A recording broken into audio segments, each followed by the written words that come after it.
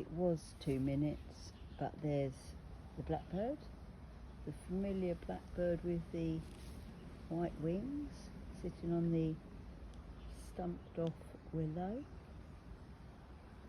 And there he is. And he's now got a female that's coming into the territory, so he'll be starting to breed soon, and they'll lay eggs. This is his third generation, sorry, this is his third year in our garden. He's a third generation blackbird from previous ones we've had over the years.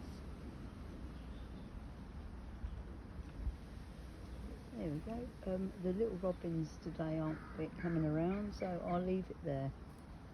Over and out for now.